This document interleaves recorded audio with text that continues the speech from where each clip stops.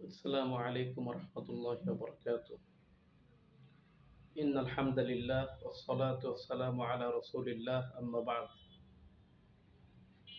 প্রিয় মুসলিম ভাইরা, ইতিপূর্বে আমরা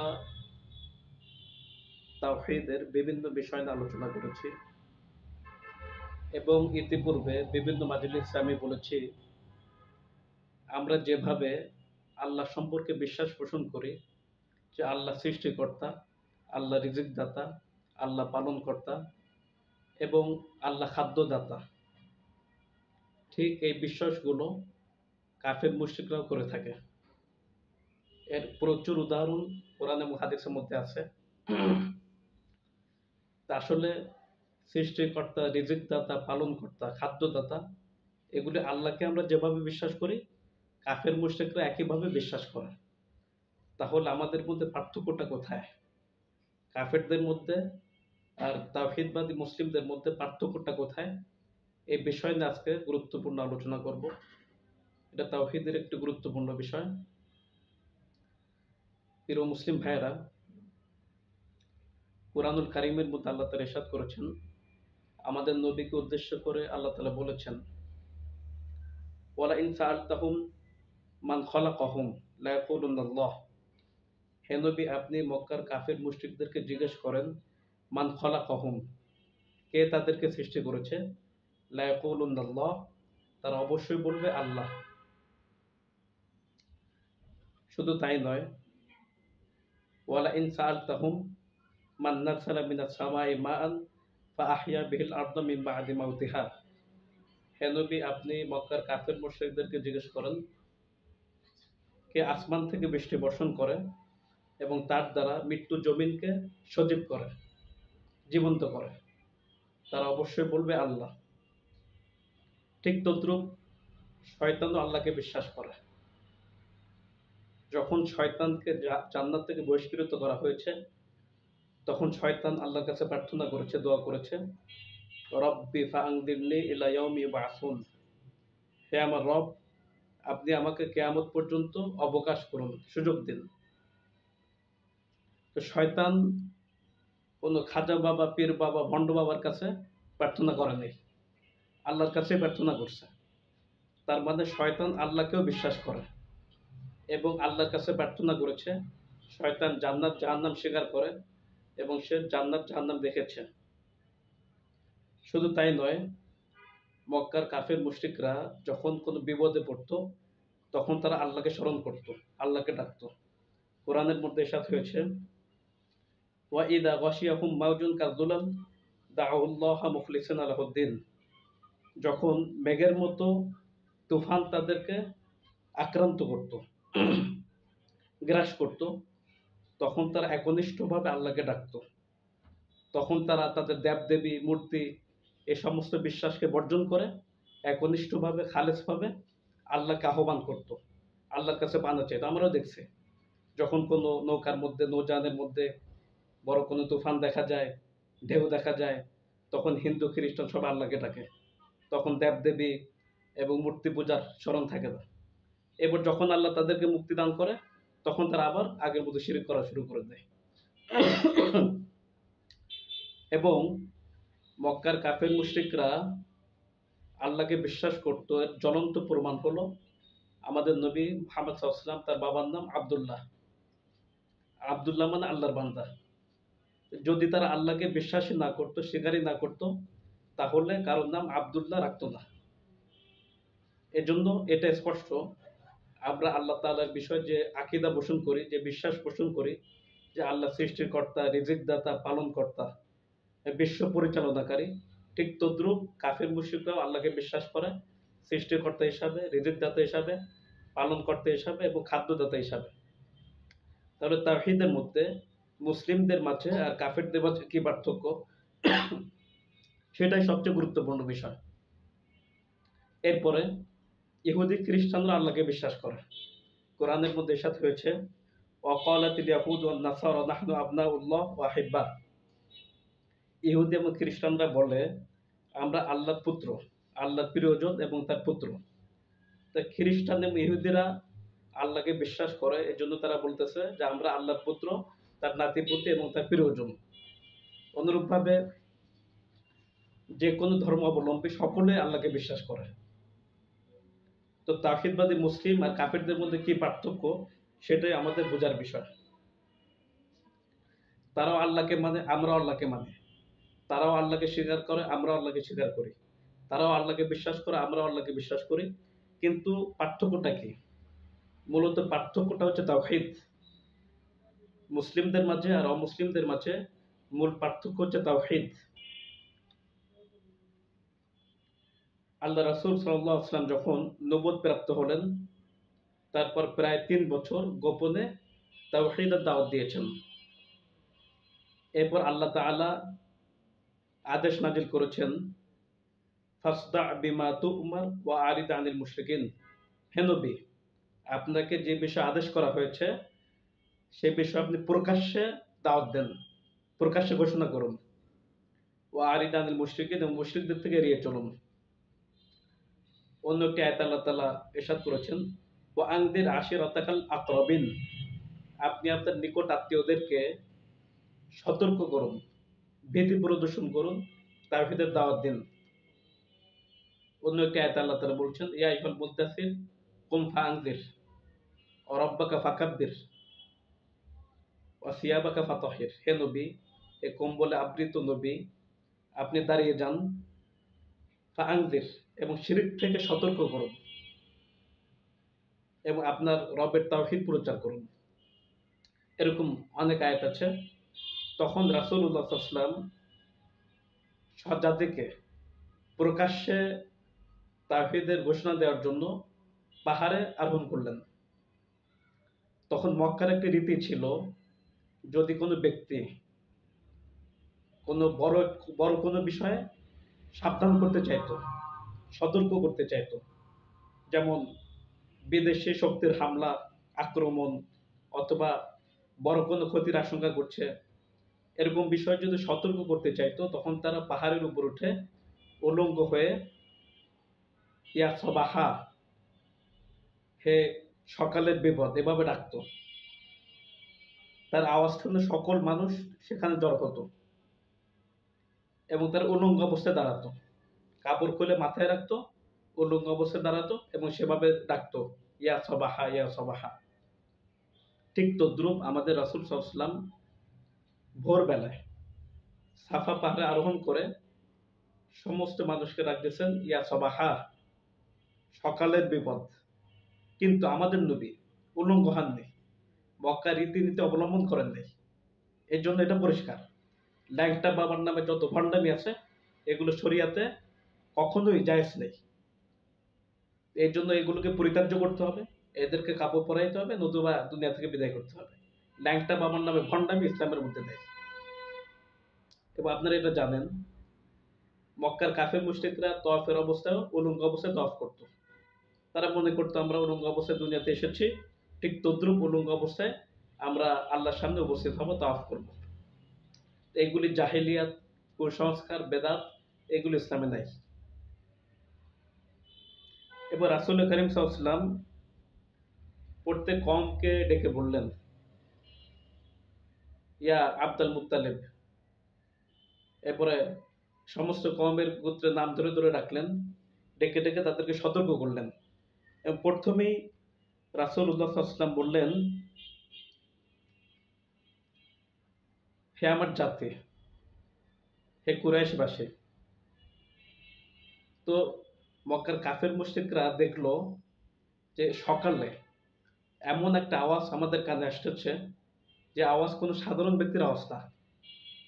এটা এমন ব্যক্তির আওয়াজ যে কখনো মিথ্যা বলে নাই, যে কখনো প্রতারণা করে নাই, যে কখনো কারো ক্ষতি করে নাই। এই আওয়াজ সেই মহামানবের আওয়াজ, যে কখনো কারো খেয়ানত করে নাই, কাউকে ধোকা দেয় নাই, যে আমাদের মধ্যে আল আমিন, বিশ্বস্ত হিসাবে পরিচিত, যে আমানতদার হিসাবে পরিচিত। তখন সকলের মধ্যে সমাবেশে জড়ো হওয়ার আগ্রহ আরো বেড়ে গেল। তো প্রত্যেকে চেষ্টা করলো ওই পাহাড়ে গিয়ে সমাবেশ হওয়ার জন্য। এমনকি যারা অসুস্থতার কারণে, বিভিন্ন কারণে সাফা পাহাড়ে একত্র হইতে পারে নাই, তারা তাদের প্রতিনিধি দলকে পাঠালো যে মোহাম্মদ কি বলে সেটা শুনে আমাদেরকে বলবা। তাহলে আমরা বুঝতে পারলাম রাসূলুল্লাহ সাল্লাল্লাহু আলাইহি ওয়াসাল্লাম তাওহীদের দাওয়াত দেওয়ার আগ পর্যন্ত গোটা মক্কাবাসীর কাছে আল আমিন, আস-সাদুক, আস-সাদেক এবং ব্যাপক জনপ্রিয় ছিলেন, সত্যবাদী হিসাবে স্বীকৃত ছিলেন, বিশ্বস্ত হিসাবে স্বীকৃত ছিলেন এবং মক্কার সর্বশ্রেষ্ঠ মানব হিসাবে স্বীকৃত ছিলেন। কিন্তু তাওহীদের দাওয়াত দেওয়ার সাথে সাথে মক্কাবাসী আলাদা হয়ে গেল, সমাজ আলাদা হয়ে গেল, তাওহীদ এবং শিরক কুফর আলাদা হয়ে গেল, সবকিছু বিগড়ে গেল।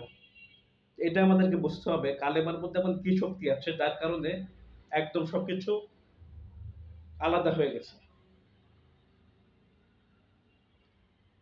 রাসূল সাল্লাল্লাহু আলাইহি ওয়াসাল্লাম প্রথমে জাতিকে লক্ষ্য করে বললেন, হে আমার জাতি, যদি আমি তোমাদেরকে বলি এই পাহাড়ের অপর প্রান্তে একটি শত্রু দল ওঁত পেতে বসে আছে তোমাদের উপর আক্রমণ করার জন্য, তোমরা কি আমার কথা বিশ্বাস করবে? মিশকাতের মধ্যে হাদিস আছে। তখন সমস্বরে সবাই বলে উঠলো, অবশ্যই আমরা তোমাকে বিশ্বাস করব, কারণ আমরা তোমাকে সবসময় সত্যবাদী হিসাবে পেয়েছি, মিথ্যার সংমিশ্রণ তোমার মধ্যে কখনো আমরা পাইনি, এই জন্য অবশ্যই আমরা তোমাকে বিশ্বাস করব। তখন রাসূলুল্লাহ সাল্লাল্লাহু আলাইহি ওয়াসাল্লাম তাদেরকে উদ্দেশ্য করে বললেন, হে আমার জাতি, লাউ কুলতুম কালিমাতান ওয়াহিদাতান তামলিকুনা বিহাল আরব ওয়া তাদিনুনা লাকুমুল আজম আবিল জিজিয়া। হে আমার জাতি, লাউ কুলতুম কালিমাতান ওয়াহিদাতান, তোমরা যদি একটি কথা বিশ্বাস করো, একটি কথা মেনে নাও, একটি কথা বলো, তাহলে তামলিকুনা বিহাল আরব, তোমরা গোটা আরবের মালিক বনে যাবে, গোটা আরবের শাসক হয়ে যাবে, মালিক বনে যাবে। ওয়া তাদিনুনা লাকুমুল আজম, এবং অনারব বিশ্ব তোমাদের ধর্মকে কবুল করবে, তোমাদের দিনকে কবুল করবে। আর যদি কবুল না করে তাহলে আবিল জিজিয়া, অনারব বিশ্ব তোমাদেরকে কর দিবে, জিজিয়া দিবে, তোমাদের অধীনস্থ হয়ে থাকবে। যশ খ্যাতির কথা বললে, ক্ষমতার কথা বললে, নেতৃত্বের কথা বললে এমনিতে নেতারা খুশি হয়। তো এই সুসংবাদ শোনার পরে মক্কার লোকেরা খুশিতে বাগ। তখন তারা বলল, বলো সেই কথা, কি সেই কথা, কি এমন কথা যেটা মানলে আমরা আরবের মালিক বনে যাব, গোটা বিশ্ব আমাদেরকে মেনে চলবে, আমাদের ধর্ম কবুল করবে এবং সারা দুনিয়াতে আমরা কর্তৃত্ব খাটাবো, কি সেই কথা? তখন রাসূলুল্লাহ সাল্লাল্লাহু আলাইহি ওয়াসাল্লাম তাদেরকে উদ্দেশ্য করে বললেন, ইয়া আইয়ুহান নাস কুলু লা ইলাহা ইল্লাল্লাহ তুফলিহুন। তো যেই লোকগুলি এত সময় পর্যন্ত নবীদের পক্ষে জান দেওয়ার জন্য প্রস্তুত ছিল এবং তার যে কোনো কথা মেনে নেওয়ার অঙ্গীকার করেছিল, এই লোকগুলি তাওহীদের বাণী শোনার সাথে সাথে মুহূর্তের মধ্যে বিগড়ে গেল। যখনই নবীজি বললেন কুলু লা ইলাহা ইল্লাল্লাহ তুফলিহুন, তখনই সমাজ আলাদা হয়ে গেল। তাই বুঝতে হবে লা ইলাহা ইল্লাল্লাহ এটা এমন একটা শক্তি, এমন একটি শক্তি তার মধ্যে নিহিত, যে কথার কারণে মুসলিমদের থেকে কাফের মুশরিকরা আলাদা হয়ে গেছে। এটা এমন একটি কথা যার কারণে যুগে যুগে কাফেরদের থেকে মুসলিমরা আলাদা হয়ে গেছে। লা ইলাহা ইল্লাল্লাহ এমন একটি ঘোষণা যার কারণে মুসলিমরা যুগে যুগে কাফেরদের নির্যাতনের শিকার হয়েছে। তো সেই কথাটি রাসূলুল্লাহ সাল্লাল্লাহু আলাইহি ওয়াসাল্লাম উচ্চ কণ্ঠে বর্ণনা করলেন, ইয়া আইয়ুহান নাস কুলু লা ইলাহা ইল্লাল্লাহ তুফলিহুন। হে বিশ্ববাসী, সেই একটি কথা হচ্ছে লা ইলাহা ইল্লাল্লাহ, তোমরা এক আল্লাহর ইবাদত করো জীবনের সকল ক্ষেত্রে, ব্যক্তি জীবনে, পারিবারিক জীবনে, সামাজিক জীবনে, রাষ্ট্রীয় জীবনে, এক কথায় জীবনের সকল ক্ষেত্রে তোমরা এক আল্লাহর ইবাদত করো, এক আল্লাহর গোলামি করো। এবং তিনি এর ব্যাখ্যা করে দিয়েছেন, ইয়া আইয়ুহান নাস কুলু লা ইলাহা ইল্লাল্লাহ তুফলিহুন, হে গোটা দুনিয়ার মানব জাতি, তোমরা বলো লা ইলাহা ইল্লাল্লাহ, আল্লাহ ছাড়া কোনো ইলাহ নেই। তুফলিহুন, তাহলে তোমরা দুনিয়াতেও সফল হবে, আখিরাতেও সফল হবে। এরপর তিনি ব্যাখ্যা করে দিচ্ছেন, তা'বুদুনাল্লাহা ওয়াহদাহু, অর্থাৎ তোমরা এক আল্লাহর ইবাদত করো, এক আল্লাহর দাসত্ব মেনে নাও, এক আল্লাহর পরিপূর্ণ আনুগত্য করো। ওয়া তাখলাউনা মা তা'বুদুনা মিন দুনিল্লাহ, এবং গায়রুল্লাহর সমস্ত ইবাদত বর্জন করো। তাগুতের যত ইবাদত আছে সবকিছু বর্জন করো, এক আল্লাহর গোলামি করো। তাহলে কালেমার মানে হচ্ছে জীবনের সকল ক্ষেত্রে, সকল সেক্টরে একমাত্র আল্লাহর গোলামি করা, আল্লাহর আনুগত্য পোষণ করা। এর অর্থ এটা নয় যে মসজিদে আল্লাহকে মানবো, ব্যবসা বাণিজ্যে গায়রুল্লাহকে মানবো, মসজিদে আল্লাহকে মানবো, আদালতে গায়রুল্লাহকে মানবো, মসজিদে আল্লাহকে মানবো, ব্যাংকে গায়রুল্লাহকে মানবো, মসজিদে আল্লাহকে মানবো, রাষ্ট্রে ভিন্ন কাউকে গায়রুল্লাহকে মানবো, মসজিদে আল্লাহকে মানবো, সংসদে অন্য কাউকে মানবো, এরকম হবে না। লা ইলাহা ইল্লাল্লাহ মানে হচ্ছে জীবনের সকল ক্ষেত্রে এক আল্লাহর আনুগত্য স্বীকার করা, নিরঙ্কুশ আনুগত্য স্বীকার করা, এক্ষেত্রে কাউকে শরীক না করা। মসজিদে সালাত পড়বে আল্লাহর বিধান দিয়ে, আর আদালতে চলবে কোরআন বাদ দিয়ে। মসজিদে সালাত পড়বে আল্লাহর বিধান দিয়ে, আর ব্যাংকে চলবে গায়রুল্লাহর বিধান। মসজিদে সালাত পড়বে আল্লাহর বিধান দিয়ে, আর ব্যবসা বাণিজ্যে, সামাজিকতা, মুআমালাত, মুআশারাতে, জীবনের যে কোনো ক্ষেত্রে পশ্চিমা কালচারকে মেনে চলবে। তাহলে বুঝতে হবে তোমার মধ্যে লা ইলাহা ইল্লাল্লাহ আসে নাই, তুমি লা ইলাহা ইল্লাল্লাহ বুঝতে পারো নাই, লা ইলাহা ইল্লাল্লাহ তোমার মধ্যে প্রবেশ করে নাই। লা ইলাহা ইল্লাল্লাহ মানে হচ্ছে জীবনের সকল ক্ষেত্রে এক আল্লাহর আনুগত্য মেনে নেওয়া, গায়রুল্লাহকে পরিপূর্ণ বর্জন করা। তা'বুদুনাল্লাহা ওয়াহদাহু ওয়া তাখলাউনা মা তা'বুদুনা মিন দুনিল্লাহ, তোমরা একমাত্র আল্লাহর ইবাদত করো, এক আল্লাহর ইবাদত করো, এবং গায়রুল্লাহ সমস্ত ইবাদতকে বর্জন করো। তখনই মক্কার কাফের মুশরিক রাগে অগ্নিশর্মা হয়ে গেল, তেলে বেগুনে জ্বলে উঠল। সকল কাফের মুশরিকরা প্রতিবাদ জানালো।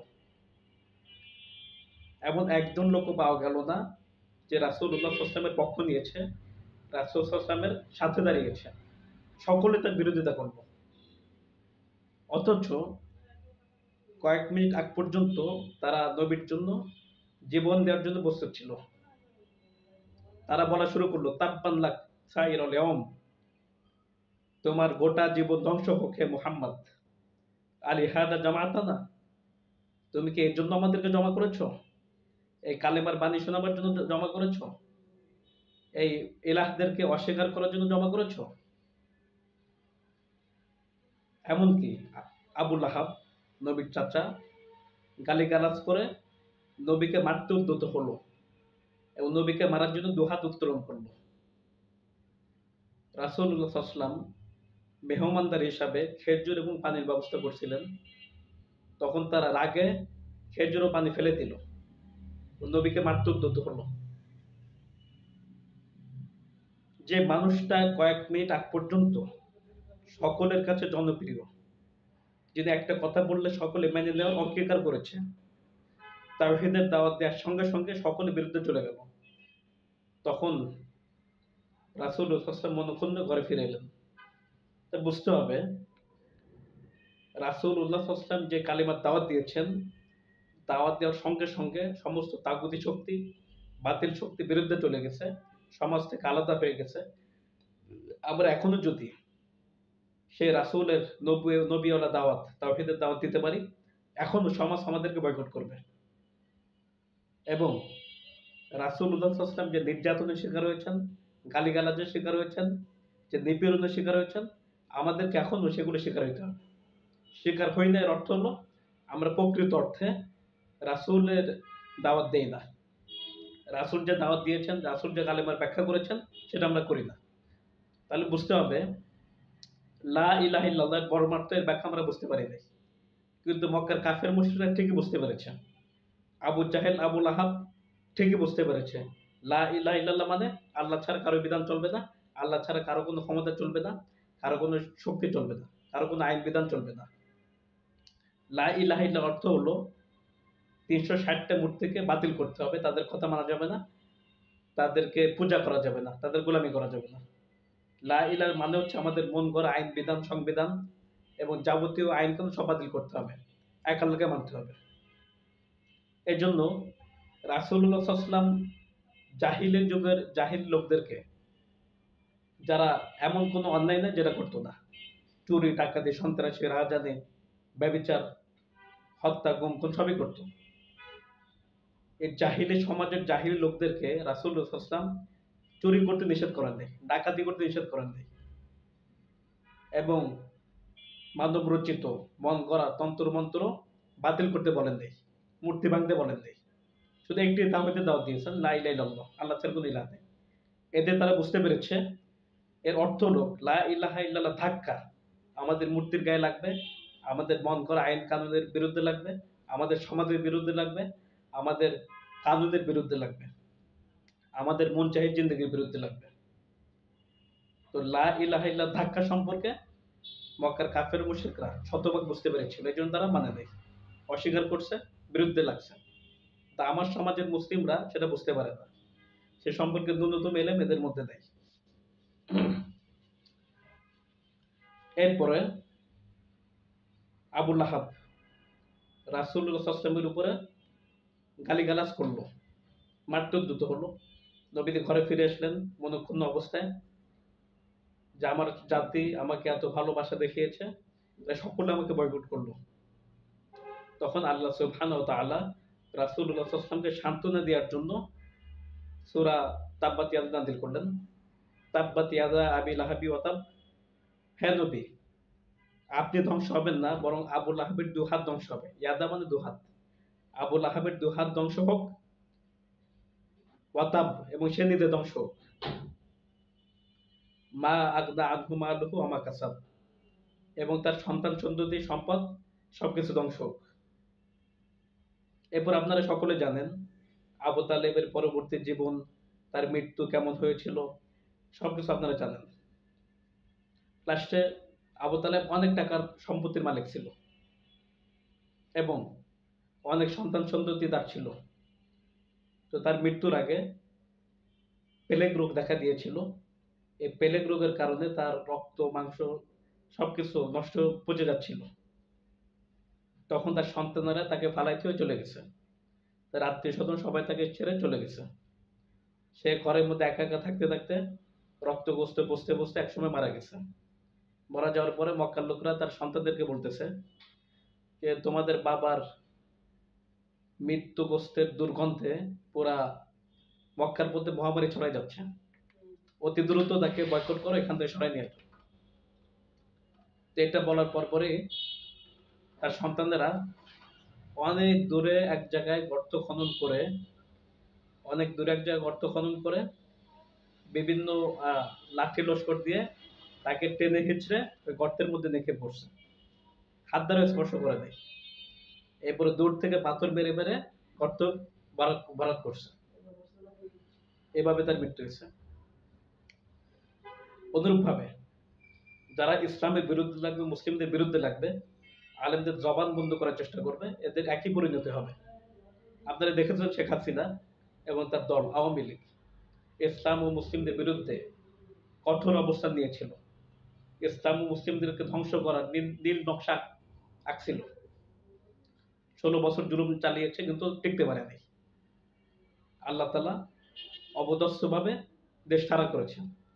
ঠিক তদ্রুপ যারা ইসলাম মুসলিম তাওহীদবাদীদের বিরুদ্ধে লাগবে, তাদের একই পরিণত হবে।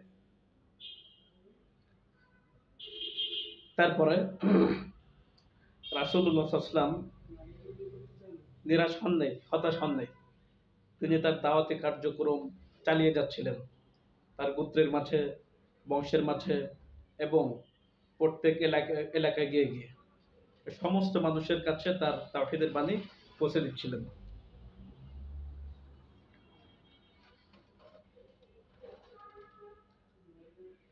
আবু লাহাব রাসূলুল্লাহ সাল্লাল্লাহু আলাইহি ওয়াসাল্লামের জন্মদিনে অনেক খুশি হয়েছিল। এমনকি ইতিহাসের মধ্যে আছে নবীজির জন্মদিনে সে খুশি হয়ে খুশি হয়ে মেহমানদারির ব্যবস্থা করেছিল এবং তার দাসী যে নবীদের জন্ম হওয়ার সুসংবাদ দিয়েছে তাকে সাথে সাথে সে আজাদ করে দিয়েছিল, এতটা খুশি হয়েছিল। তাহলে আবু লাহাবরা এবং আবু লাহাবের গোষ্ঠীরা নবীজির মিলাদে খুশি হয়, নবীদের জন্মের ব্যাপারে তারা খুশি হয়েছিল। কিন্তু তার 40 বছর পরে যখন রাসূলুল্লাহ সাল্লাল্লাহু আলাইহি ওয়াসাল্লাম তার মিশন নিয়ে কাজ শুরু করলেন, তাওহীদের মিশন শুরু করলেন, তখন তারা রাসূলুল্লাহ সাল্লাল্লাহু আলাইহি ওয়াসাল্লামের মিশন মেনে নিতে পারে নাই, বরদাস্ত করতে পারে নাই, সহ্য করতে পারে নাই, মানতে পারে নাই। তাহলে বোঝা গেল কাফের মুশরিকরা, আবু লাহাব এবং তার গোষ্ঠীরা নবীজির মিলাদে সন্তুষ্ট, মিলাদে খুশি, কিন্তু নবীজির মিশনে খুশি না। তদ্রূপ এখনো হাজারো নামদারি মুসলিম তারা নবীদের মিলাদে খুশি, নবীদের মিলাদ মাহফিল, মিলাদের জন্য জান কোরবান সবকিছু করতে প্রস্তুত, কিন্তু নবীজির মিশন বাস্তবায়নের ক্ষেত্রে অনেকে দেখা যায় না। যদি বলি শরিয়ার আইন বাস্তবায়ন করো, নবীর সিরা কায়েম করো, নবীদের যে খেলাফত ব্যবস্থা চালু করছে সেটা কায়েম করো, তখন এই আশিকদের রাসূলদেরকে খুঁজে পাওয়া যায় না।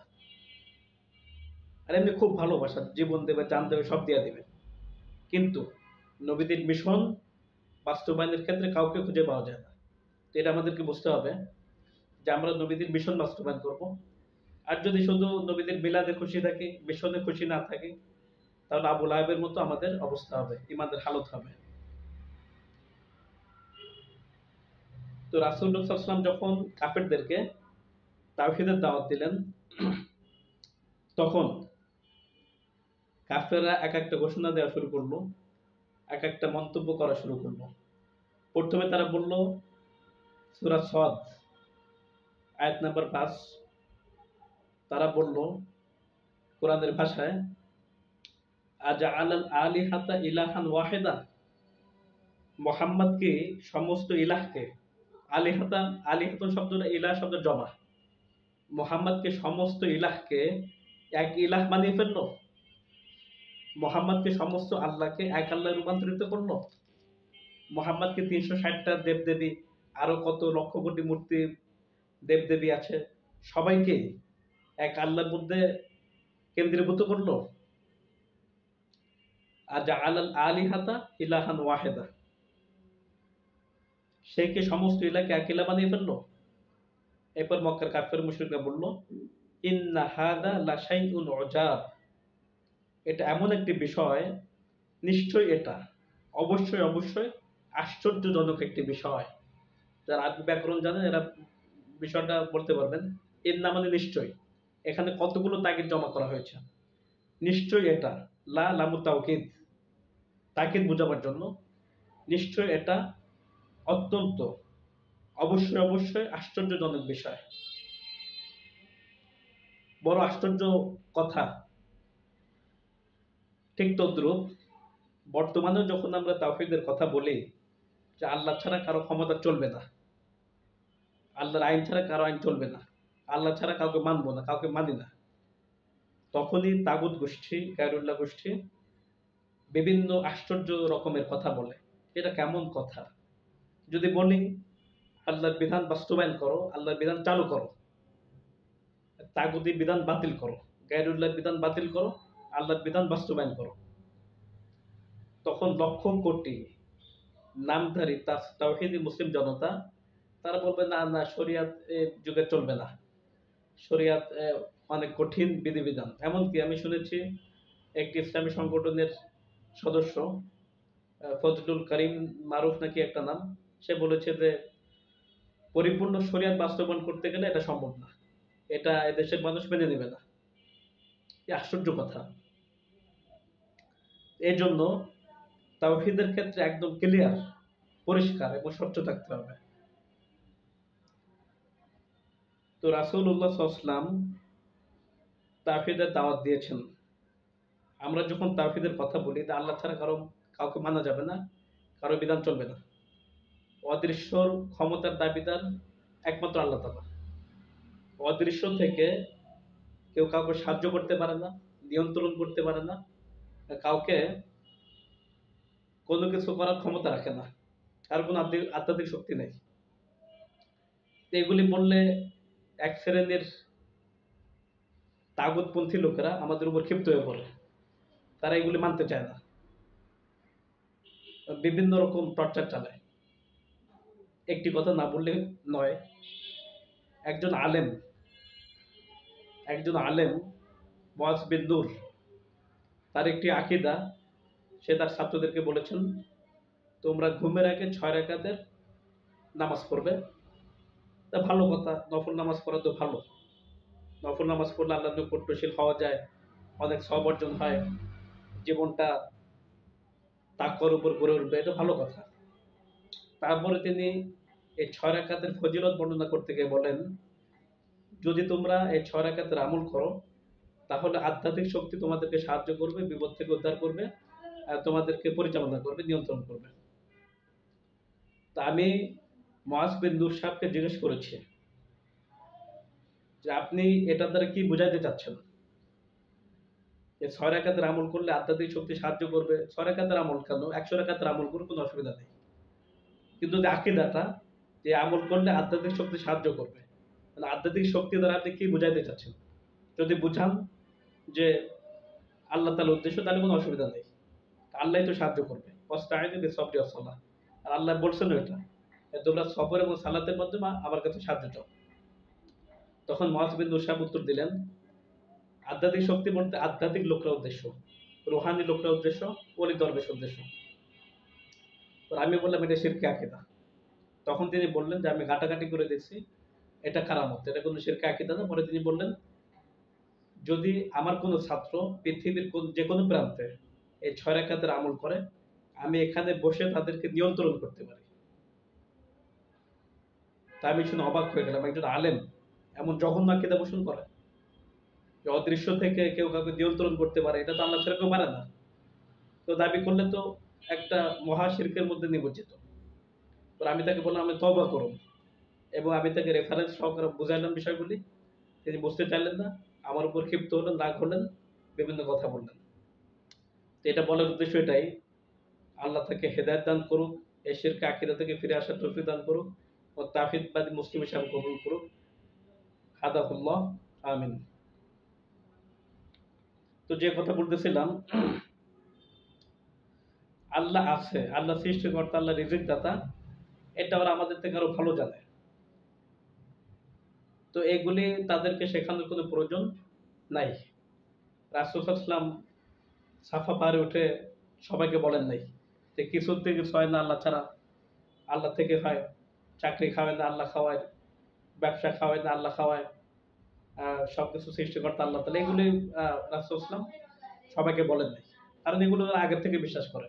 আল্লাহ খাওয়ায়, আল্লাহ পারলে আল্লাহ রিজিক দেয়, সবকিছু আল্লাহ থেকে, এগুলো আগেই তারা বিশ্বাস করে। এই জন্য এগুলো তিনি বলেন নাই।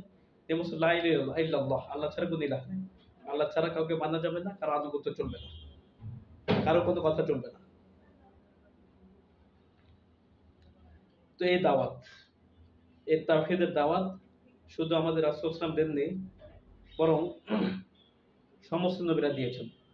আমি গত মাজলিসে বলেছিলাম, সমস্ত নবীদের সম্মিলিত দাওয়াত ছিল তাওহীদের দাওয়াত, লা ইলাহা ইল্লাল্লাহ। এই মজলিসে ইনশাআল্লাহ এটা নিয়ে আলোচনা করব। তো তাওহীদের গুরুত্বটা কেমন, এটা আমাদেরকে বুঝতে হবে। একটা বিষয় দেখেন, দীর্ঘ 12টি বছর রাসূলুল্লাহ সাল্লাল্লাহু আলাইহি ওয়াসাল্লাম শুধু তাওহীদের দাওয়াত দিয়েছেন, লা ইলাহা ইল্লাল্লাহ দাওয়াত দিয়েছেন। এর আগ পর্যন্ত অন্য কোনো বিধান অবতীর্ণ হয় নাই। সালাতের বিধান আসে নাই, সিয়ামের বিধান আসে নাই, জিহাদের বিধান আসে নাই, যাকাতের বিধান আসে নাই, হজ্জের বিধান আসে নাই। সালাতের বিধান আসছে সর্বপ্রথম হিজরত থেকে, আর হিজরত হয়েছে কবে? মেরাজ থেকে। সালাতের বিধান আসছে মেরাজ থেকে, আর মেরাজ হয়েছে কবে? সর্বসম্মতিক্রমে মেরাজ হয়েছে হিজরতের 1 বছর আগে। এটা নিয়ে মতানৈক্য আছে। তো দীর্ঘ 12টি বছর তিনি শুধু তাওহীদের দাওয়াত দিয়েছেন, মানুষকে তাওহীদের উপর উঠাইছেন, তাওহীদ বুঝাইছেন, লা ইলাহা ইল্লাল্লাহ বাস্তব প্রয়োগ করেছেন। তারপর অন্যান্য বিধিবিধান আল্লাহ তাআলা নাযিল করেছেন। এজন্য তাওহীদ বুঝতে হবে। তাওহীদ না বুঝলে কোটি কোটি আমল করলে কোনো ফায়দা হবে না। মনে করেন আপনি এখান থেকে আপনার বাসা পর্যন্ত শূন্য দিয়ে ভরপুর করে দিলেন, এই শূন্যের কোনো মূল্য আছে? কোনো মূল্য নেই। কিন্তু আপনি যদি শূন্যের বাম পাশে ১ লাগান, এরপর একটা শূন্য লাগান ১০, ২টা শূন্য ১০০, ৩টা শূন্য ১,০০০, এভাবে ৪টা শূন্য, ৫টা শূন্য, ৬টা শূন্য, ১,০০,০০০ শূন্য, শূন্য যত বাড়বে একের মূল্য তত বাড়বে। কিন্তু যদি ১ না থাকে আর এখান থেকে নিয়ে ৫ মাইল পর্যন্ত শূন্য দেওয়া থাকে, ওই শূন্যর কোনো মূল্য নেই। ঠিক তদ্রুপ তাওহীদ মানে এক। তা আপনার তাওহীদ ঠিক আছে, আকীদা ঠিক আছে, বিশ্বাস ঠিক আছে, তাহলে যে কয়টা শূন্য লাগাবেন ওই কয়টা শূন্যের কারণে আপনার একের দাম বাড়বে, মূল্য বাড়বে, এগুলি কামে লাগবে। কিন্তু তাওহীদ ছাড়া, এক ছাড়া কোটি কোটি শূন্যের কোনো মূল্য নেই। তা আমাদের অবস্থা হলো বেশিরভাগ এক ছাড়া শূন্যের মতো। মাজার পূজারি, পীর পূজারি, আরো কত রকম শিরক কুফরে নিমজ্জিত। তাওহীদ ঠিক নেই। নামাজ পড়ে, রোজা রাখে, হজ করে, যাকাত দেয়, তাহাজ্জুদ পড়ে, সুন্নতের কোনো শেষ নেই। একদম পা থেকে মাথা পর্যন্ত সুন্নত, কিন্তু তাওহীদ নেই। এরকম তাওহীদের কোনো মূল্য নাই। এজন্য আমাদেরকে তাওহীদ বুঝতে হবে, তাওহীদ শিখতে হবে। যে দাওয়াত দিয়েছেন সমস্ত নবীরা। সূরা আম্বিয়া ২৫ নম্বর আয়াতে আল্লাহ তাআলা ইরশাদ করেন, ওয়ামা আরসালনা মিন ক্বাবলিকা মির রাসূলিন ইল্লা নূহি ইলাইহি আন্নাহু লা ইলাহা ইল্লা আনা ফা'বুদুন। আমি আপনার পূর্বে যত নবী রাসূল প্রেরণ করেছি সকলকে একটি কাজ দিয়েছি, একটি আদেশ করেছি, সেটি হচ্ছে লা ইলাহা ইল্লা আনা। আমি ছাড়া কারো আনুগত্য চলবে না, আমি ছাড়া কোনো ইলাহ নেই, আমি ছাড়া কোনো মাবুদ নেই, আমি ছাড়া সত্যিকারের কোনো মাবুদ নেই। ফা'বুদুন, সুতরাং তোমরা আমারই আনুগত্য করো, আমাকে মেনে চলো, আমার বিধানই মেনে চলো। এরপরে প্রায় সমস্ত নবীদের কথা আছে, ৯ জন নবীর ভাষণ আছে, বলতেছি। ঠিক নূহ আলাইহিস সালাম একই দাওয়াত দিয়েছেন, ইয়া কওমি ইবুদুল্লাহা মা লাকুম মিন ইলাহিন গায়রু। হে আমার জাতি, তোমরা আল্লাহর ইবাদত করো, যিনি ছাড়া কোনো ইলাহ নেই। সূরা আরাফ আয়াত নাম্বার ৬০। ঠিক তদ্রুপ হুদ আলাইহিস সালাম তার জাতিকে তাওহীদের দাওয়াত দিয়েছেন, ইয়া কওমি ইবুদুল্লাহ মা লাকুম মিন ইলাহিন গায়রুহু। হে আমার জাতি, তোমরা আল্লাহর ইবাদত করো, যিনি ছাড়া কোনো ইলাহ নেই। সূরা আরাফ আয়াত নাম্বার ৬৫। ঠিক তদ্রুপ সালেহ আলাইহিস সালাম তার জাতিকে দাওয়াত দিয়েছেন, ইয়া কওমি ইবুদুল্লাহ মা লাকুম মিন ইলাহিন গায়রু। ঠিক তদ্রুপ ইব্রাহিম আলাইহিস সালাম দাওয়াত দিয়েছেন এবং তিনি বলেছেন, ইন্নী ওয়াজ্জাহতু ওয়াজহিয়া লিল্লাযী ফাতারাস সামাওয়াতি ওয়াল আরদ হানিফান ওয়া আনা মিনাল মুশরিকিন। সূরা মারইয়াম আয়াত নম্বর ৪৬। নিশ্চয়ই আমি আমার চেহারাকে আসমান জমিনের সৃষ্টিকর্তা আল্লাহর দিকে অবমুখী করলাম, আল্লাহমুখী করলাম, হানিফান একনিষ্ঠভাবে, ওমা আনা মিনাল মুশরিকিন, এবং আমি মুশরিকদের অন্তর্ভুক্ত নই। ঠিক তদ্রুপ শুআয়ব আলাইহিস সালাম তাওহীদের দাওয়াত দিয়েছেন, ইয়া কওমি ইবুদুল্লাহ মা লাকুম মিন ইলাহিন গায়রুহু। হে আমার কওম, তোমরা আল্লাহর ইবাদত করো, যিনি ছাড়া কোনো ইলাহ নেই। ঠিক তদ্রুপ ইউসুফ আলাইহিস সালাম তাওহীদের দাওয়াত দিয়েছেন। আয়াতের সূরা ইউসুফ ৩৯ নম্বর আয়াত, আরবাবু মুতাফাররিকুনা খায়রুন আমিল্লাহুল ওয়াহিদুল কাহ্হার। বহু রব, বহু ইলাহ উত্তম, নাকি মহাপরাক্রমশালী এক ইলাহ উত্তম। ঠিক তদ্রুপ ঈসা আলাইহিস সালাম, সমস্ত নবীরা তাওহীদের দাওয়াত দিয়েছেন। আমাদের নবী সাল্লাল্লাহু আলাইহি ওয়াসাল্লাম তাওহীদের দাওয়াত দিয়েছেন, ওয়া ইলাহুকুম ইলাহু ওয়াহিদ, তোমাদের ইলাহ একমাত্র ইলাহ, লা ইলাহা ইল্লা হুয়া রহমানুর রহিম, তিনি হলেন রহমানুর রহিম। তো আল্লাহ তাআলা বলেছেন, ওয়াকালা আল্লাহু লা তাত্তাখিযু ইলাহাইনি ইসনাইন ইন্নামা হুয়া ইলাহু ওয়াহিদ। ওয়াকালা আল্লাহ লা তাত্তাখিযু ইলাহাইনি ইসনাইন ইন্নামা হুয়া ইলাহুন ওয়াহিদ। তোমরা দুইজন ইলাহকে গ্রহণ করো না, তিনি এক ইলাহ, এক আল্লাহ। তো তোমরা দুই ইলাহ মানিও না। মসজিদে একজন, ব্যবসা বাণিজ্য আরেকজন, মসজিদে একজন ইলাহ, রাষ্ট্রে আরেকজন ইলাহ, মসজিদে একজন ইলাহ, আদালত আরেকজন ইলাহ, মসজিদে একজন ইলাহ, ব্যাংকে আরেকজন ইলাহ, এরকম মসজিদে একজন ইলাহ আর বাকি বিভিন্ন সেক্টরে বিভিন্ন ইলাহ, এরকম ইলাহ বানিও না। তোমরা লা তাত্তাখিযু ইলাহাইনি ইসনাইন, দুইজন ইলাহ গ্রহণ করো না, বরং ইলাহ একজন, তিনি হচ্ছে আল্লাহ। মসজিদে যিনি ইলাহ, আদালতে তিনি ইলাহ। মসজিদে যিনি ইলাহ, ব্যাংকে, সংসদে এবং রাষ্ট্রীয় ক্ষেত্রে, সমস্ত ক্ষেত্রে তিনি একমাত্র ইলাহ। তিনি হচ্ছেন আল্লাহ সুবহানাহু ওয়া তাআলা।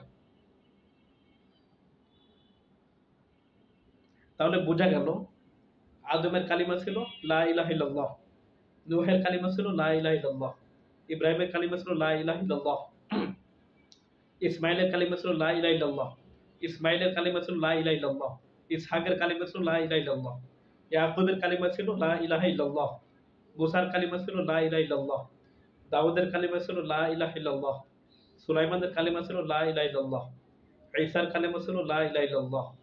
সমস্ত নবীদের কালিমা ছিল লা ইলাহা ইল্লাল্লাহ। আমাদের নবীর কালিমা ছিল লা ইলাহা ইল্লাল্লাহ। এবং কিয়ামত পর্যন্ত সমস্ত উম্মতের কালিমা হলো লা ইলাহা ইল্লাল্লাহ।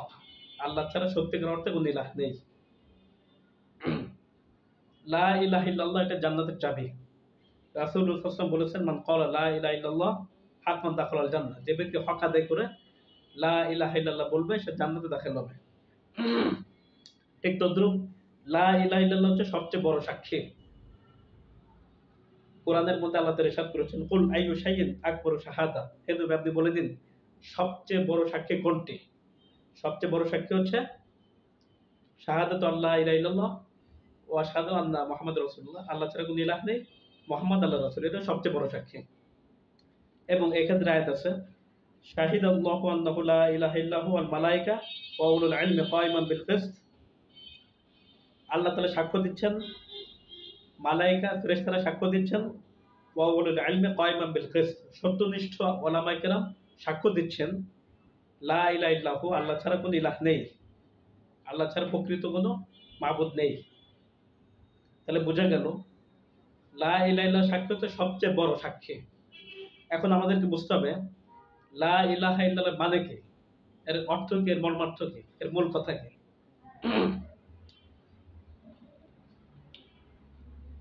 এটা আমাদেরকে বুঝতে হবে। মিশরের বিখ্যাত আলেম সাইয়্যিদ কুতুব রহমতুল্লাহ আলাইহি, তার এ সম্পর্কে গুরুত্বপূর্ণ একটি আলোচনা আছে। তিনি একটি কিতাব লিখছেন, তাফসীর ফি দিলালিল কোরআন। এই কিতাব লেখার কারণে এবং কালেমার ব্যাখ্যার উপর তিনি একটা কিতাব লিখছেন। এই কিতাব লেখার কারণে মিশরের সরকার তাকে ফাঁসির কাস্টে ঝুলিয়েছে। অথচ মিশরের সরকার একজন মুসলিম। সাইয়্যিদ কুতুব মিশরের বিশ্ববিখ্যাত একজন আলেম এবং তার তাফসীর ফি দিলালিল কোরআন সারা দুনিয়াতে সমাদৃত। লক্ষ কোটি কোটি মানুষ তার তাফসীর করে থাকে। তিনি যখন কালেমার ব্যাখ্যার উপর কিতাব লিখলেন, কালেমার তাওহীদের দাওয়াত দিলেন, তখন ওই সময়ে মিশরের শাসক তাকে গ্রেফতার করলো। মিশরের শাসক তাকে গ্রেফতার করে জেলে ঢুকে রাখলো। তারপরে বলল তার ফাঁসির আদেশ হলো। তো জেলখানার সিস্টেম হলো, যদি কারো ফাঁসির আদেশ হয় আর সে যদি মুসলিম হয়, তাহলে তাকে কালেমার দাওয়াত দেওয়া, কালেমা পড়ানো। তো সিস্টেম অনুযায়ী সাইয়্যিদ কুতুব রহমতুল্লাহ আলাইহিকে ফাঁসি দেওয়ার আগের দিন জেলখানার ইমাম সাহেব তার কাছে আসলো, এসে বলল, আপনার তো কালকে ফাঁসি হবে, এর জন্য আপনি কালেমা পড়েন। তখন সাইয়্যিদ কুতুব রহমতুল্লাহ আলাইহি বললেন, তুমি আমাকে কালেমা পড়াতে আসছো, তুমি কে? পরে সে বললো, আমি জেলখানার ইমাম সাহেব। তোমাকে বেতন কে দেয়? সরকার বেতন দেয়। তখন সাইয়্যিদ কুতুব রহমতুল্লাহ আলাইহি বললেন, আমি তো কালেমার ব্যাখ্যা দেওয়ার কারণে, লা ইলাহা ইল্লাল্লাহর কথা বলার কারণে, লা ইলাহা ইল্লাল্লাহর ব্যাখ্যা দেওয়ার কারণে, লা ইলাহা ইল্লাল্লাহর উপর কিতাব লেখার কারণে আমাকে ফাঁসিতে ঝোলানো হচ্ছে। তো যে তাগুত সরকার আমাকে কালেমার কারণে ফাঁসিতে ঝুলাচ্ছে, সে তাগুত সরকার তোমাকে কালেমা পড়ানোর বিনিময়ে ভাতা দিচ্ছে, বেতন দিচ্ছে, চাকরি টাকা পয়সা দিচ্ছে। তাহলে বুঝতে হবে তোমার কালেমা আর আমার কালেমার মধ্যে আসমান জমিন ব্যবধান। এক কালেমায় রুটি রুজি, এক কালেমায় ফাঁসি। এক কালেমায় রুটি রুজি, এক কালেমায় ফাঁসি। তা আমার কালেমা আমাকে ফাঁসিতে ঝোলাচ্ছে, আর তোমার কালেমা তোমাকে বেতন দেয়, রুটি রুটির ব্যবস্থা করে। দুই কালেমার মধ্যে অনেক ব্যবধান, আসমান জমিন তফাৎ। তোমার কালেমানে তুমি থাকো, তোমার কালেমাকে পড়াইতে হবে। এবার সে চলে গেল। এখানে বুঝতে হবে যে কালেমার ব্যাখ্যা একটা গুরুত্বপূর্ণ বিষয়। ঠিক তদ্রুপ এরকম সাইয়েদ কুতুব রহমতুল্লাহ আলাইহির মতো তাওহীদের কথা বলার কারণে শত শত আলেমে দিন জেলের মধ্যে বন্দী অবস্থায় আছে। আমাদের বাংলাদেশ সংখ্যাগরিষ্ঠ মুসলিম দেশ, 90% মুসলমান, লক্ষ লক্ষ আলেম ওলামা, লক্ষ লক্ষ ইমাম খতিব, লক্ষ লক্ষ মুসল্লি। এই বাংলাদেশের মধ্যে এর তাওহীদের বাণী প্রচার করার কারণে, শরীয়তের বিধান জারি করার কথা বলার কারণে অনেক আলেম জেলের মধ্যে ফাঁসির হুকুম দিয়ে জেলের মধ্যে বন্দী অবস্থায় আছে।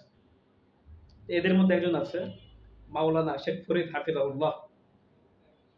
দীর্ঘ দীর্ঘ 14টি বছর, প্রায় 1.5 যুগ জেলখানার মধ্যে মানবেতর জীবন কাটাচ্ছেন। তার কি অপরাধ, তার কি দোষ?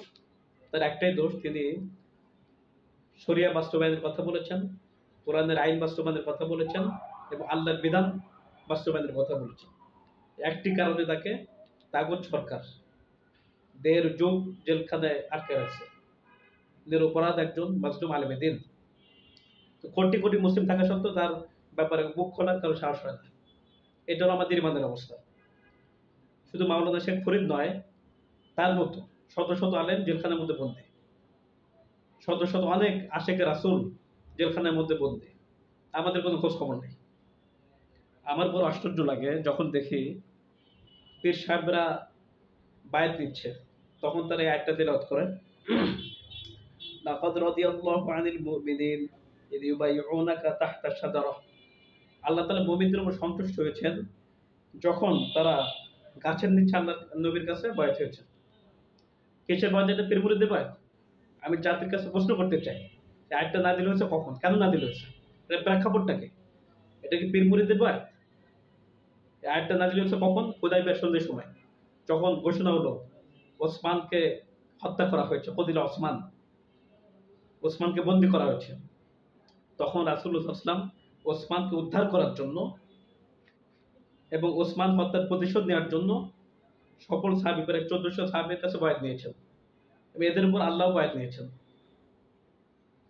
ইয়াদুল্লাহি ফাওকা আইদিহিম, হয়তো ওসমানের প্রতিশোধ নিতে গিয়ে আমরা সকলে শহীদ হব, নয়তো মক্কা বিজয় করে ছাড়ব, এর বাইরে কোনো কাজ নেই। তো এই বায়াতটা ছিল মাজলুমকে উদ্ধার করার জন্য, মাজলুম মুসলিমের কে উদ্ধার করার জন্য, বন্দী থেকে মুক্তি করার জন্য, তার প্রতিশোধ নেওয়ার জন্য। অথচ বর্তমানে হাজারো ওসমান জেলখানার মধ্যে আছে, ফাঁসির কাজটা ঝুলতেছে, শহীদ হইতেছে। সাইদি, দেলাওয়ার হোসেন সাইদি, এরকম কত অসংখ্য আলেমকে জেলের কাজটে মৃত্যু, জেলখানার মধ্যে তাকে হত্যা করা হয়েছে। আমরা তীব্র নিন্দা জানাই। এরকম ভাবে আমাদেরকেও তাওহীদের মিশন কাজ করতে হবে এবং এদেরকে কারাগার থেকে উদ্ধার করতে হবে। এটা আমার ইমানি দায়িত্ব, ইমানি কর্তব্য। সমস্ত ফিকহের কিতাবে আছে মাজলুম আলেম বা মুসলিম মুসলিমকে উদ্ধার করা সকল মুসলিমের উপর ওয়াজিব। তো লা ইলাহা ইল্লাল্লাহ মানে হচ্ছে আল্লাহকে সবচেয়ে বেশি ভালোবাসা এবং করুণার অধিকারী মনে করা। লা ইলাহা ইল্লাল্লাহ মানে হচ্ছে কোনো মানুষ, দল, সমাজ বা কোনো শাসন কর্তৃপক্ষকে আল্লাহর আইন বিধান বা শরীয়তের বিধান পরিবর্তন বা সংশোধনের অধিকারী মনে না করা। লা ইলাহা মানে হচ্ছে কি, কোনো মানুষ, দল, সমাজ বা কোনো শাসন কর্তৃপক্ষকে আল্লাহর আইন বিধান বা শরীয়তের বিধিবিধান পরিবর্তন বা সংশোধন করার অধিকারী মনে না করা। আমলাহুম শারাউ মিনা আমলাহুম একটা কি আমলাহুম শুরাকা শারাউ লাহুম মিনাদ দ্বীন মা লাম ইয়াযিন বিল্লাহ। তাদের কেমন শরীক আছে যারা তাদের দিন পরিবর্তন করবে, করবে। এজন্য আমাদের দিনকে পরিবর্তন সংশোধন এটা সেটা করার জন্য ভণ্ড পীর ফকির তাগুত শক্তিরা কাজ করতেছে। এগুলি করার কোনো অধিকার নাই। এটা লা ইলাহা ইল্লাল্লাহ সারবন।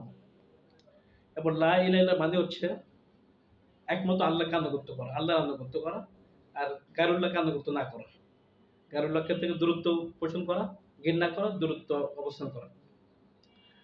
বাংলাদেশের সংবিধানের 7(2)তে লেখা আছে, জনগণের অভিপ্রায় এই সংবিধান দেশের সর্বোচ্চ আইন বলে বিবেচিত হবে। জনগণের অভিপ্রায় এই সংবিধান দেশের সর্বোচ্চ আইন বলে বিবেচিত হবে।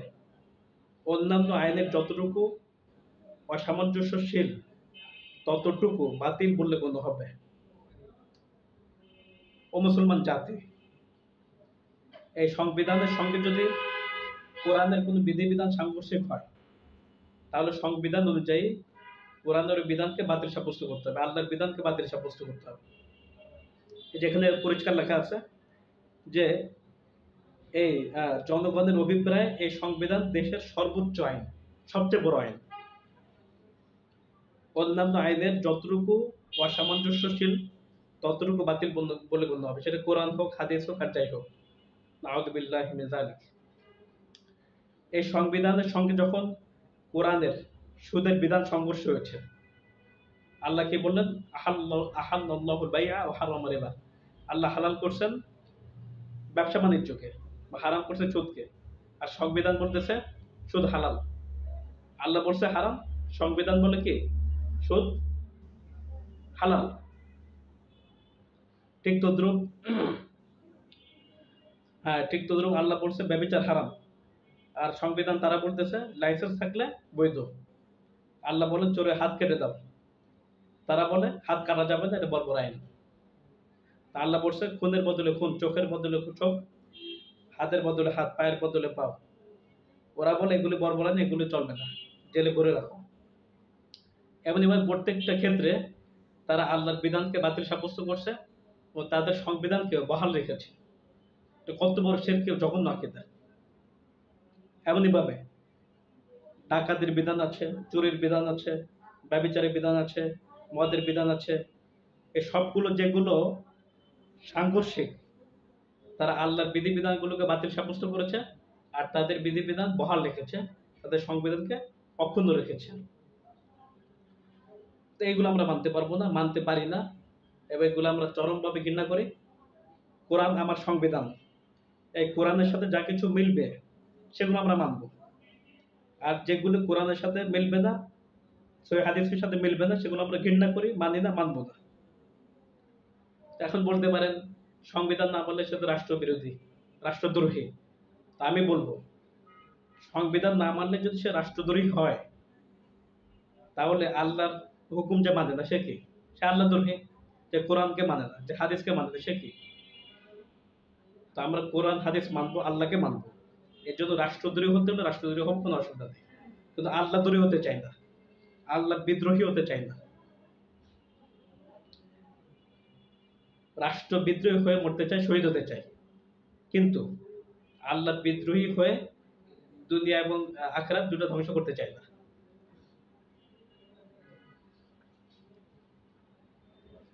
যাই হোক, লা ইলাহার মানে হচ্ছে আল্লাহ ছাড়া কাউকে সকল প্রয়োজন পুরাকারী, ক্ষমতার অধিকারী বিশ্বাস করা যাবে না, হেদায়েত দানকারী বিশ্বাস করা যাবে না। লা ইলাহা মানে হচ্ছে নবী, ফেরেশতা, ওলি দরবেশদেরকে ইলাহি ব্যবস্থাপনার মধ্যে পরিবর্তন বা সংযোজন করার বা আল্লাহর কাছে সুপারিশ করার অধিকারী বিশ্বাস না করা। বুঝতে পারছেন? লা ইলাহা মানে হচ্ছে নবী, ফেরেশতা, ওলি দরবেশদেরকে ইলাহি ব্যবস্থাপনার মধ্যে পরিবর্তন বা সংযোজন করার বা আল্লাহর কাছে সুপারিশ করার অধিকারী বিশ্বাস না করা। তবে সুপারিশের ব্যাপারে পরকালে আল্লাহ তাআলা যাদেরকে অনুমতি দিবেন, অনুমতি দেওয়ার পরে তারা সুপারিশ করতে পারবে, এবং যে কাউকে সুপারিশ করতে পারবে না। যারা সুপারিশ করবেন তাদেরকে আল্লাহর অনুমতি দেওয়ার আগে ও আল্লাহ অনুমতি দেওয়ার আগে তারা সুপারিশ করতে পারবে না, এবং আল্লাহ যাদের ব্যাপারে অনুমতি দিবেন তাদেরকে তারা সুপারিশ করতে পারবে। তাহলে সুপারিশকারী এবং সুপারিশকৃত উভয়ে আল্লাহ পাকের অনুমতি প্রাপ্ত হইতে হবে, নচেত সুপারিশ করতে পারবে না। এটা কোরআনের মধ্যে আছে। মান যাল্লাযী ইয়াশফাউ ইনদাহু ইল্লা বিইযনিহি। কে এমন আছে যে তার কাছে সুপারিশ করে আল্লাহর অনুমতি ব্যতীত? তো আল্লাহর অনুমতি পাওয়ার আগে কেউ সুপারিশ করতে, আমাদের নবী সুপারিশ করবে, অনুমতি পাওয়ার আগে নয়, অনুমতি পাওয়ার পরে কিয়ামতের মাঠে। অনুরূপ সকলেই। এবং যে কারো ব্যাপারে সুপারিশ করা যাবে না, ওয়ালা ইয়াশফাউনা ইল্লা লিমান ইরতাদা। যে ব্যাপারে আল্লাহ সন্তুষ্ট তার ব্যাপারে সুপারিশ করতে পারবে, আর কারো ব্যাপারে পারবে না। তো আমরা এগুলো দেখছি পীর মুরিদদের শিরকে আকীদা, ওই বেদে মারেফাতের মধ্যে আছে, বিভিন্ন মাহাদিস হাকিয়া, বিভিন্ন বইয়ের মধ্যে আছে যে পীর তার মুরিদকে দিয়ে তারাই দিয়ে যেতে পারবে, তরাই দিয়ে যেতে পারবে, সুপারিশ করতে পারবে, এটা সেটা এগুলো শিরক আকীদা, এগুলো বিশ্বাস করা যাবে না। লা ইলাহা ইল্লাল্লাহ মানে হচ্ছে আল্লাহ ছাড়া কাউকে তার সাথে শরীক করা যাবে না, বা আল্লাহর সন্তান বা পরিবার আছে এগুলো বিশ্বাস করা যাবে না। লা ইলাহা ইল্লাল্লাহ মানে হচ্ছে কোনো বস্তু বা প্রাণীর মধ্যে মিশ্র বা অবিমিশ্র ভাবে কাউকে অংশীদার করা যাবে না। কোনো আল্লাহ তাআলাকে কোনো বস্তু বা প্রাণীর মধ্যে মিশ্র বা অবিমিশ্র ভাবে কাউকে শরীক করা যাবে না, অংশীদার করা যাবে না। যেমন মানসুর আল্লাহদের আকীদা, ওয়াহদাতুল উজুদের আকীদা, হুলুল আকীদা। তারা বলে আল্লাহ আমার সাথে মিশে গেছে, আর ফানাফিল্লাহ আল্লাহর মধ্যে মিশে যায়। এটা পীরদের একটা আকীদা আছে, ফানাফিল্লাহ বাকাবিল্লাহ, এগুলো শিরক আকীদা। আল্লাহর সাথে বান্দা মিশে যায়, বান্দার সাথে আল্লাহ মিশে যায়, একদম শিরক আকীদা। এই শিরক যার মধ্যে থাকবে তার নামাজ পড়তে কিছু কবুল হবে না, সে মারা গেলে তার জানাজা হবে না, মুসলিমদের কবরে তাকে দাফন দেওয়া যাবে না, সে মুরতাদ হিসেবে গণ্য হবে। এবং সে বিবাহ করে থাকলে মুসলিম নারীর সাথে বিবাহ বিচ্ছেদ হয়ে যাবে। কঠিন মাসালা, এই জন্য এই সমস্ত শিরক থেকে বাঁচতে হবে। তো লা ইলাহা ইল্লাল্লাহ মানে হচ্ছে আল্লাহ প্রতি মুহূর্তে জীবন্ত, জাগ্রত এবং সৃষ্টি জগতের সমস্ত অবস্থা সম্পর্কে সম্যক অবগত। তিনি সবকিছু দেখেন, সবকিছু শোনেন এবং তার ইচ্ছা ছাড়া কেউ কিছু করতে পারে না। তো লা ইলাহা ইল্লাল্লাহ মানে হচ্ছে নিজেকে কোনো বস্তুর মালিক বা অধিকারী বিশ্বাস না করা, নিজেকে কোনো বস্তুর মালিক, নিজের মালিক বা অধিকারী বিশ্বাস না করা, এমনকি স্বীয় প্রাণ অথবা অঙ্গ প্রত্যঙ্গ, দৈহিক এবং মানসিক সবকিছুই আল্লাহর নিকট থেকে প্রাপ্ত, এই বিশ্বাস করতে হবে। নিজের কোনো কিছু দাবি করা যাবে না, বিশ্বাস করা যাবে না, করলে সেগুলো শিরক হবে, কুফর হবে। তো লা ইলাহা ইল্লাল্লাহ দুটি অংশ। লা ইলাহা মানে সবকিছু বাতিল, ইল্লাল্লাহ মানে গ্রহণ। লা ইলাহা মানে তাখলিয়া, সবকিছু খালি করা, আর ইল্লাল্লাহ মানে একমাত্র আল্লাহকে গ্রহণ করা। জিকিরের লা ইলাহা ইল্লাল্লাহ জিকিরের ব্যাপারে পীরদের অনেক ভণ্ডামি এবং বেদাত আছে, এগুলি আমি অন্য কোনো পর্বে ইনশাআল্লাহ আলোচনা করব। কেউ বলে ইল্লাল্লাহ লা ইলাহা, কেউ বলে লা ইলাহা ইল্লাল্লাহ, আস্তে বলো জোরে বলো, বা অনেকে বলে ইল্লাহ বলো, ইল্লাল্লাহ বলো, এগুলি সব বেদাত, এগুলি করা যাবে না। রাসূলুল্লাহ সাল্লাল্লাহু আলাইহি ওয়াসাল্লামের সাথে মুশরিকদের লা ইলাহা নিয়েই মতবিরোধ ছিল, মতনৈক্য ছিল, গন্ডগোল ছিল, ইল্লাল্লাহ নিয়ে নয়। এটা আমার একটা শিরোনাম, যে মুশরিকদের সাথে রাসূলুল্লাহ সাল্লাল্লাহু আলাইহি ওয়াসাল্লামের কোন বিষয়ে মতনৈক্য ছিল, মতবিরোধ ছিল। এবং যুগে যুগে সমস্ত কাফির মুশরিকদের সাথে সমস্ত নবীদের মধ্যে কোন বিষয়ে মতপার্থক্য ছিল? মতপার্থক্য ছিল লা ইলাহার বিষয়। ইল্লাল্লাহর বিষয়ে কোনো গন্ডগোল ছিল না, কোনো মতনৈক্য ছিল না, কারণ তারা আল্লাহকে বিশ্বাস করত, আল্লাহকে মানত, আল্লাহকেও মানত, গায়রুল্লাহকেও মানত, আল্লাহকেও মানত, তাগুতকেও মানত, আল্লাহকেও মানত এবং আল্লাহ ছাড়া অন্যদেরকেও মানত। এটা ছিল পার্থক্য। আমরা বলি যে আল্লাহকেই মানত, ওরা আল্লাহ, আল্লাহকে এবং গায়রুল্লাহকে, ও আল্লাহকে ও গায়রুল্লাহকে ও লাগায়। মুশরিক কাফেররা ও লাগায়, আর আমরা ই লাগাই, যে না, অন্যকে না, আল্লাহকেই মানতে হবে, আল্লাহরই ইবাদত করতে হবে, আল্লাহরই আনুগত্য করতে হবে, আল্লাহর সঙ্গে অন্য কাউকে শরীক করা যাবে না।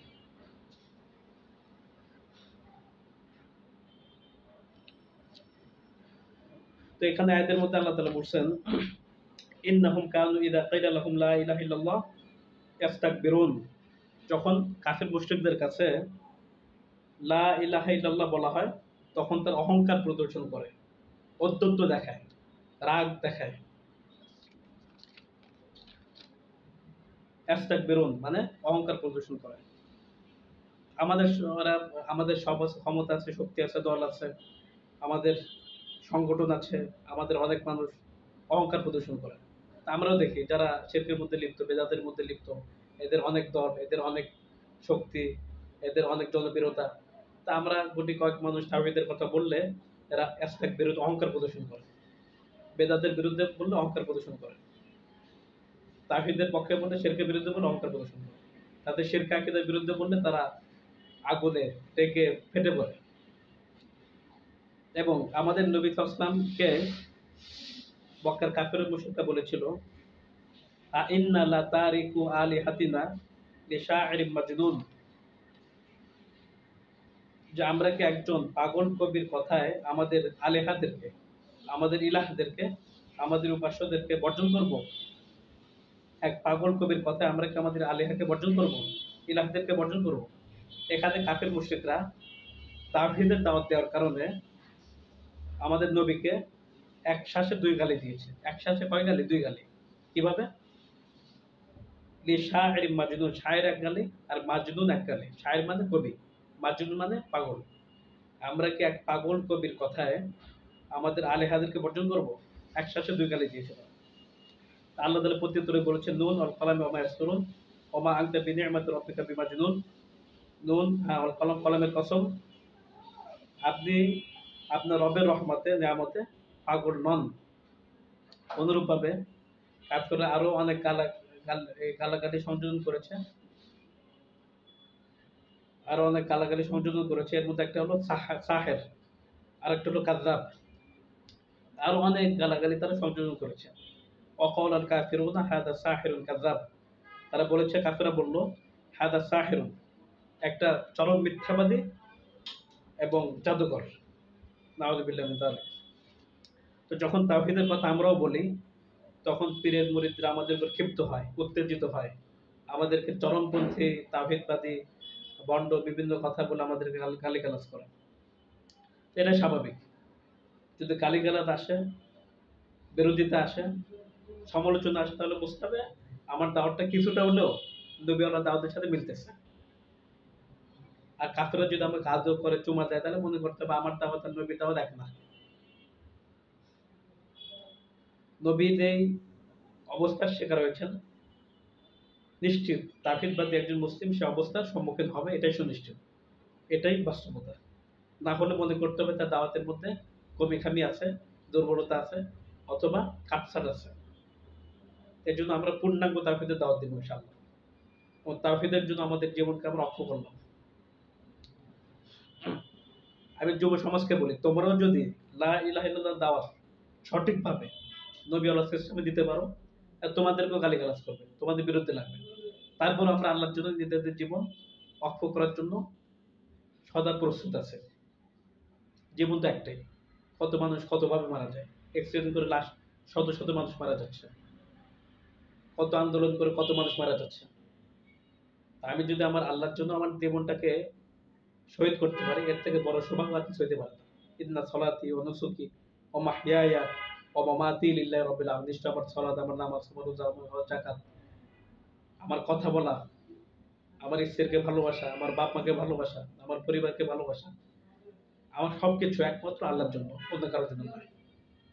আমার খাওয়া দাওয়া, আমার ঘুম, আমার চলাফেরা, আমার সবকিছু একমাত্র আল্লাহর জন্য। আমার কারোর সাথে ভালো ব্যবহার, খারাপ ব্যবহার, কারোর সাথে ভালো আচরণ, কারোর সাথে হৃদ্যতাপূর্ণ ভালোবাসা, সব আল্লাহর জন্য, অন্য কারোর জন্য নয়। তো তাওহীদের দাওয়াত দেওয়ার কারণে নবীকে গালিগালাজ, জুলুম, নির্যাতন, এমনকি হত্যার জন্য চেষ্টা করা হয়েছে। ঠিক তেমনি ভাবে আল্লাহর সমস্ত সিফাতকে স্বীকার করার নাম তাওহীদ।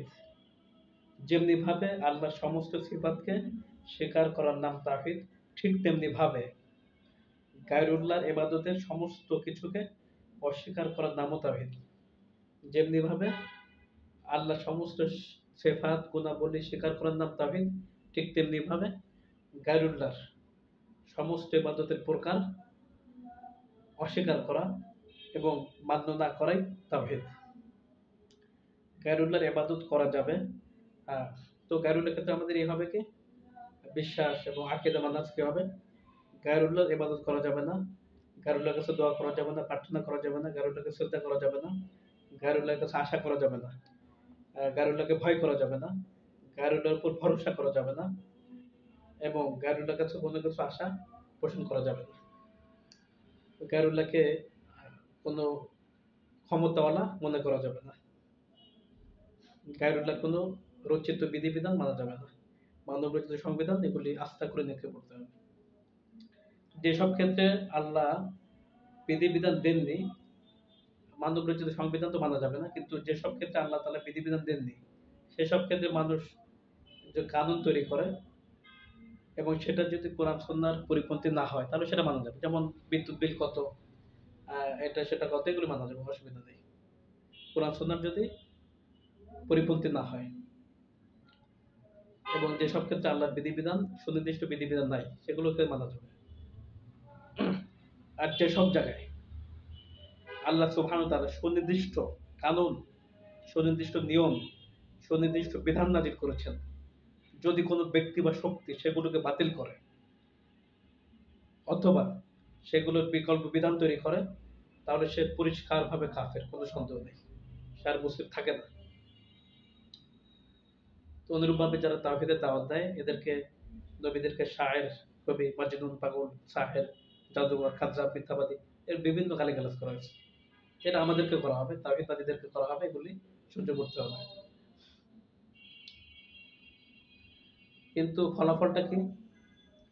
ওয়ারাফা'না লাকা যিকরাক, নবীকে আল্লাহ বলছেন যে তোমার আলোচনা, তোমার সম্মানকে আমি অনেক উপরে উঠাই দেব। আর বিরোধিতাকারীদের কি অবস্থা হবে? ইন্না শানিআকা হুয়াল আবতার, যারা তাওহীদ বিরোধী তারা হলো লেজ কাটা। আল্লাহ কি বললেন? আবতার মানে লেজ কাটা, লেজ কাটা। এদের কোনো সুনাম সূক্ষ্মতা, এদের কোনো সম্মান নেই, আল্লাহর কাছে এদের কোনো সম্মান নেই। অনুরূপভাবে যখন তাওহীদের দাওয়াত দেওয়া হবে, আল্লাহ তাআলা বললেন ওয়াইদা যুকিরাল্লাহু ওয়াহদা ইশমাআযাত কুলুবুল্লাযীনা লা ইউমিনুনা বিল আখিরাহ ওয়াইদা যুকিরাল্লাযীনা মিন দুনিহি ইযা হুম ইস্তাবশিরুন। যখন এক আল্লাহর আলোচনা করা হয়, তাওহীদের আলোচনা করা হয়, তখন যারা আল্লাহকে বিশ্বাস করে না, কিয়ামত যখন এক আল্লাহর আলোচনা করা হয়, তাওহীদের আলোচনা করা হয়, তখন যারা আখিরাতে বিশ্বাসী নয় তাদের অন্তর সংকুচিত হয়ে যায়, সংকীর্ণ হয়ে যায়। আমরা যখন এক আল্লাহ তাওহীদের কথা তুলে ধরি, তখন পিঠদের ধাক্কায় লাগে, পিঠদের গায়ে ধাক্কা লাগে, বাতিল সমাজ ব্যবস্থায় ধাক্কা লাগে, মুশরিকদের গায়ে ধাক্কা লাগে। তখন তাদের অন্তর সংকীর্ণ হয়ে যায়, সংকুচিত হয়ে যায়, তারা মানতে চায় না। এটা আল্লাহ বলে দিয়েছেন। ওয়াইদা যুকিরাল্লাযীনা মিন দুনিহি ইযা হুম ইস্তাবশিরুন। আর যদি তাওহীদের আলোচনার পাশাপাশি গায়রুল্লাহর প্রশংসা করা হয়, গায়রুল্লাহর আলোচনা করা হয়, তখন তারা খুশিতে বাক হয়ে যায়।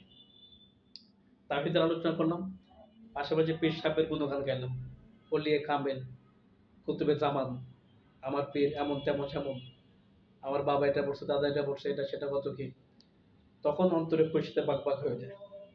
এটা হলো শিরক এবং কাফেরদের নীতি। এটা যে শুধুমাত্র আল্লাহ তাওহীদ আলোচনা করলে অন্তর সংকীর্ণ হয়ে যায়, পাশাপাশি গায়রুল্লাহ যে দেবদেবী, মানব রচিত সংবিধান প্রণেতা, এদের আলোচনা করলে, অথবা ওই বাপ দাদা, পীর বাবা, এদের আলোচনা করলে এদের অন্তর খুশিতে বাক হয়ে যায়।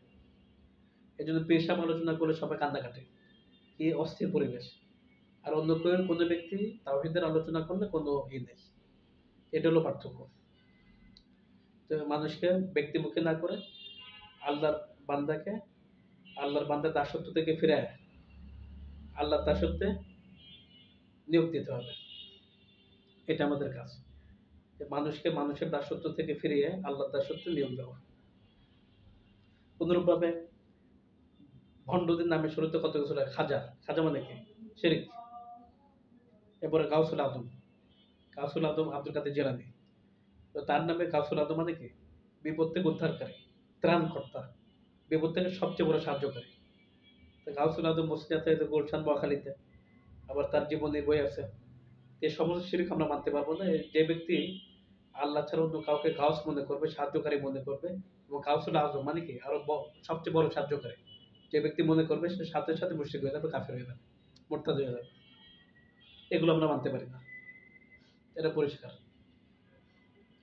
তো আমরা খাজা বলবো না, গাউসুল আজম এগুলো বলবো না, এগুলো শিরকে আকীদা, শিরকি কথাবার্তা। তো বলতে পারেন যে বড় বড় আলেমরা বলে, বড় বড় পেশাব বুজুর্গরা বলে, আমরা কি বলবো? এক্ষেত্রে আমার পরিষ্কার কথা, যদি ওলি বুজুর্গ দরবেশ বড় বড়দের আকাবিরদের কথা যদি কোরআন সুন্নাহর সাথে মিলে, তাহলে আমরা সেগুলো মাথায় গ্রহণ করব। আর যদি কোরআন সুন্নাহর সাথে না মিলে, তাহলে সেগুলোকে আমরা তাদের মুখে ছুঁড়ে মারবো, সেগুলো মানতে পারবো না। লা তাআতা লি মাখলুকিন ফি মাসিয়াতিল খালিক, খালেকের নাফরমানিতে কারো অনুমতি জায়েজ নেই, এটা জায়েজ নেই।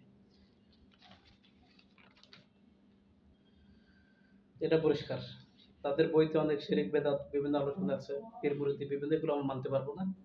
কোরআন সুন্নাহ যেগুলো ডাইরেক্ট পাবো সেগুলি মানবো। আর যেগুলো কোরআন সুন্নাহর সাথে মোখালেফ হবে, সাংঘর্ষিক হবে, মিলবে না, সেগুলো মানবো না, সেগুলো আস্তে করে নিক্ষেপ করবো। এটা আমাদের পরিষ্কার বক্তব্য। তো আজকে তাওহীদের বিষয়ে গুরুত্বপূর্ণ আলোচনা হলো। তাওহীদের সারমর্ম, তাওহীদের মূল কথা নিয়ে ও তাওহীদের গুরুত্ব প্রয়োজনীয়তা নিয়ে আমরা এগুলো ভালোভাবে উপলব্ধি করব, অনুধাবন করব এবং লেকচারটা বারবার শুনবো, বারবার বোঝার চেষ্টা করব এবং মানুষের মাঝে দাওয়াতের চেষ্টা করব। বাল্লিগু আন্নি ওয়ালাউ আয়া, একটি বাণী হলো আমরা পৌঁছাতে চেষ্টা করব। তো আল্লাহ তাআলা আমাদেরকে তাওহীদবাদী হিসাবে কবুল করুন। মৃত্যু পর্যন্ত তাওহীদের উপর অটল অবিচল থাকার তৌফিক এনায়েত করুন ও তাওহীদের উপরে সর্বস্ব বিলীন করার তৌফিক এনায়েত করুন এবং শাহাদাতের মৃত্যু নসিব করুন। আমিন। ওয়া আখিরু দাওয়ানা আনিল হামদুলিল্লাহি রাব্বিল আলামিন। আসসালামু আলাইকুম ওয়া রাহমাতুল্লাহি ওয়া বারাকাতুহু।